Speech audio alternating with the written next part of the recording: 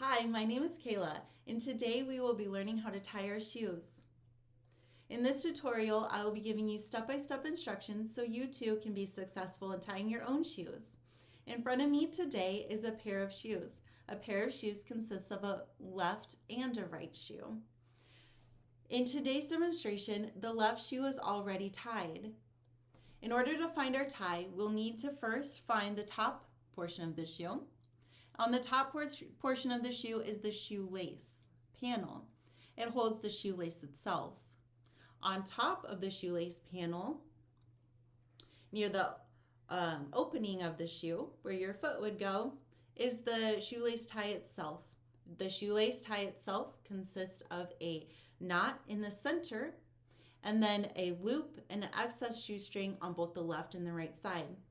To orientate to the shoe, the very front of the shoe is referred to as the toe.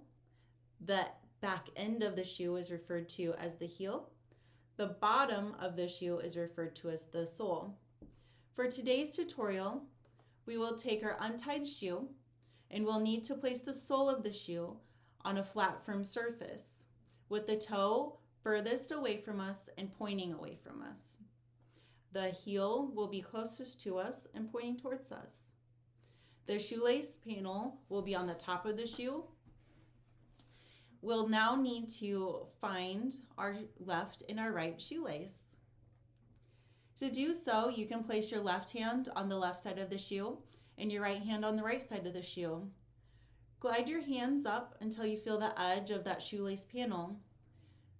On the very top of the shoelace panel, you should feel a left shoelace coming out on the left side and a right shoelace coming out on the right side. Trail your hands to the end of those shoelace caps. Now that you're holding both the left and the right shoelace, lift your hands up so the shoelace is off the table. At this point, the next step is that you'll need to make an X with your shoelaces. To do this, you'll take your right hand that's holding the right shoelace, and you're going to bring your right hand over to your left hand.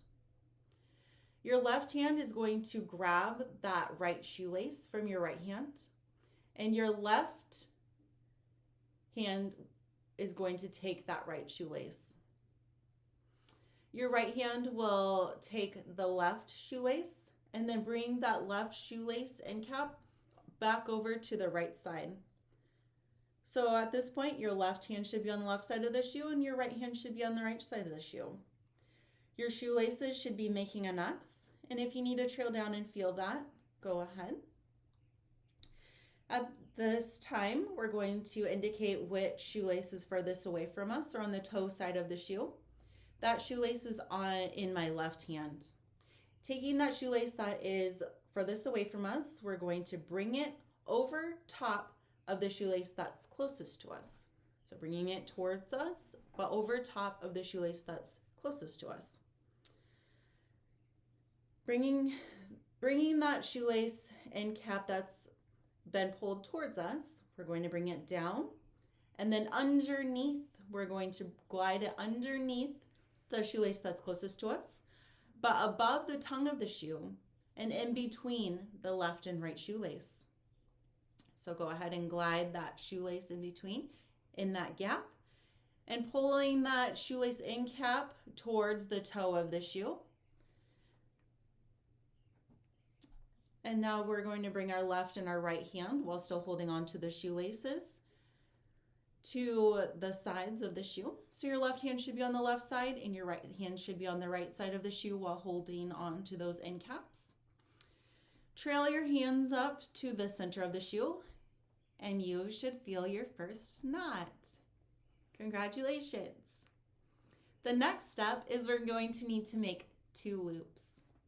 We can do this by using our index finger. Place your index finger underneath the shoelace itself. Or another way to say is that you're going to loop the shoelace over the top of your index finger, and then you're going to lift your index finger up to make the loop shape. Using your middle finger and your thumb, you're going to pinch the bottom of that loop. The bottom of that loop should be just above your first knot.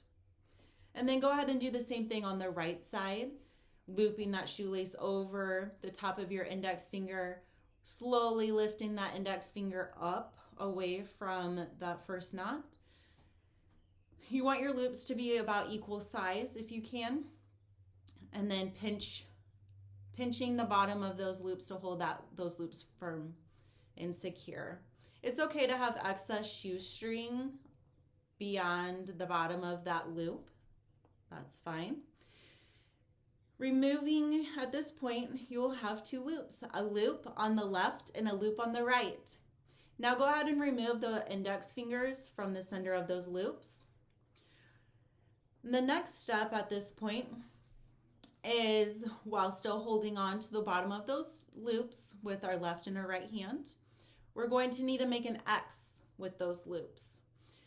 So whichever loop you prefer, you'll go ahead and cross the two loops. You can do that by swinging. I'm going to go ahead and swing the right loop in front or on the toe side of the shoe in front of the left loop.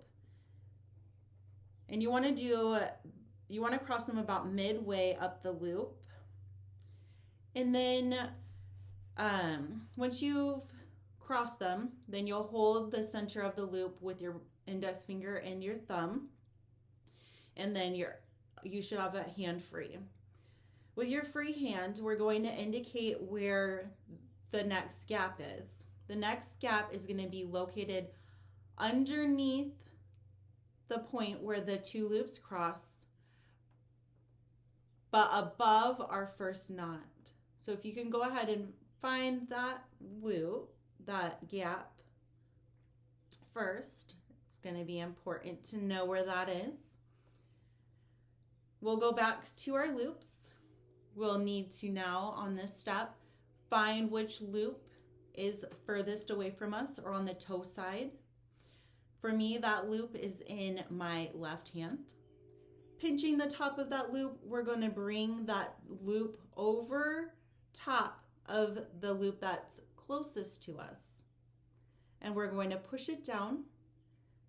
And then we're going to then insert the top of that loop underneath the loop that's closest to us, between the two shoelace strings, but above our first knot. And then we're going to pull that inserted loop towards the toe of our shoe until it's tight and no more give. You can bring one loop over to the left with an excess shoelace string and a loop with an excess shoestring to the right and place it on each side. And if you've made it to this part, congratulations. And if you have not, just keep practicing and you will get it. Thanks for watching. Until next time, have a great day.